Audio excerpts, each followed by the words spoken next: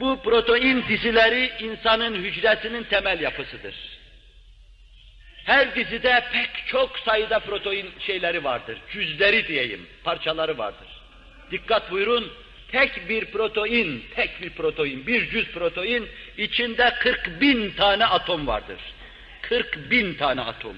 Ama atomlar o kadar küçüktür ki 10 milyon tanesi bir araya gelse böyle uzunlamasına dizilse 1 milimetre kadar ya eder ya etmez. O kadar küçüktür. 10 milyon tanesini dizsen 1 milimetre kadar yeri doldurmaz. İşte bu küçük atomlardan tek protein parçasında 40.000 tane vardır. Ne demektir bu? Bu 40.000 tane atom bir araya gelecek, anlaşacaklar, öyle bir vaziyet alacaklar ki orada senin vücudunun küçük bir parçası, protein parçası meydana gelecek. Bunu anlamanız için şöyle bir misal arz edeyim size. 40.000 kişilik bir ordu düşünün. 40.000 kişilik askerlik yapmışsınız. Bu orduya bir kumandan düşünün. Bu kumandan orduya bir emir veriyor. Diyor ki, benim emrimi duyan, emrimin kendisine ulaştığı anda benim hoşuma gidecek elbiseyi giyecek, beni memnun edecek silahı omuzuna alacak, düşman için çok tehlikeli olacak kamayı beline bağlayacak ve ayakkabılarını ayağına takacak, askerle diğer askerle de aralarında bir ayrılık olmadan mangasında, taburunda yerini alacak dese. Dağdan, kayadan, dereden, tepeden, köyden, kentten, şehirden, kasabadan bütün askerler kumandanın emrine ittiba ederek bir araya gelmeye çalışacaklar. Harp ilan edilmiş, 40.000 kişiden müteşekkil bir ordu meydana geliyor. Fakat emirler karışık biraz. Diyor ki herkes beni hoşnut edecek elbiseyi giyecek, öyle silah kuşanacak, öyle ayakkabı takacak. 40.000 kişi bir araya geldiğinde mangalarda yerini almasını bırakalım. Kendi kendine alayda yerini almasını bırakalım. Taburda yerini almasını bırakalım.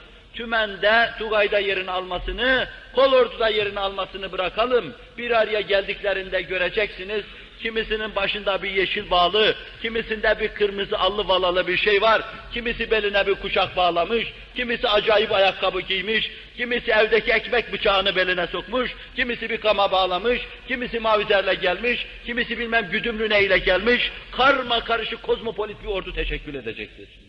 Neden böyle oluyor? Çünkü kimsenin kimseden haberi yok. Halbuki dikkat buyurun, bunların şuurları var.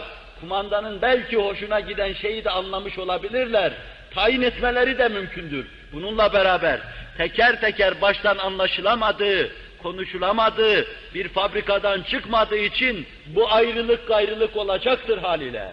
Böyle gayri muntazam bir ordunun ordu teşkil etmesi, kolordu teşkil etmesi, tümen teşkil etmesi, bunun içinde kendilerine göre kimisinin piyade, kimisinin topçu, kimisinin tankçı olması, kimisinin güdümlü mermi atması, füze atması vesairesi, kimisinin muhabereci, kimisinin haber merkezci, kimisininki telemprümörcü olması, bütün bu karma karışık şeyler meseleyi o kadar karıştırır ki içinden çıkılmaz bir hal alır. Şuurlu insanların bir araya gelip 40.000 kişiden müteşekkil bir ordu teşkil etmesi böyle muamma olursa 40.000 tane şuursuz atom bir araya gelecek, anlaşacaklar. Bir çorba olalım, bu çorbanın adı proteindir. Ta bizim gibi başkaları da çorba olsun, bir protein dizisi meydana gelsin, hücrenin bir parçasını teşkil edelim. Düşünmeleri o kadar safsata ve akıldan uzaktır ki, o ordunun mükemmel toplanmasına ihtimal vermeyen bir insan, 40.000 tane atomun bir araya gelerek böyle bir proteini teşkil etmesine ihtimal vermemelidir.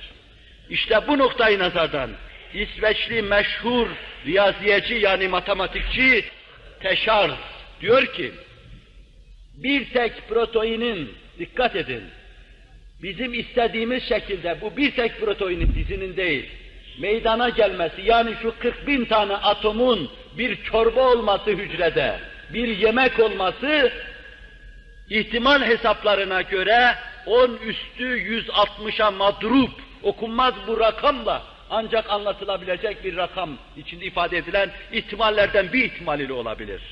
10 üstü 160, okunmaz bu rakam. Yeryüzündeki kumları sıfır yapın, önüne bir rakam koyun, bu rakamın yanında küçük kalır. Bu kadar ihtimallerden ancak bir ihtimal ile bu tek protein teşekkül edebilir diyor. Leconte Denoy diyor ki, insan sadece bir proteinden ibaret değil. Yığın yığın proteinler tesbih tanesi gibi bir araya geliyor ve insan hücresini teşkil ediyorlar. Görüyorsunuz daha hücreden dışarıya çıkamadık. İnsan hücresini teşkil ediyorlar. Tek bir protein dizisi birkaç tane değil. RNA faslındaki değil, DNA faslındaki değil, sitoplazmadaki değil, çekirdeğin içindeki değil. Sadece hücrenin içinde bir tek protein dizisi. Bunun meydana gelmesi için o da ihtimal hesaplarına göre şu rakamı söylüyor. 10 üstü 243 ihtimalden ancak bir ihtimal ile olabilir. Bu rakam evvelkine nispeten hiç okunmaz. Hiç okuyamazsınız. 10 üstü 243 diyor. Okunmaz bu rakamla. Bu ihtimallerden bir tek ihtimal ile ancak olabilir diyor. Tesadüf, rastlantı dediğimiz zaman meseleyi böyle kavramamız gerekiyor.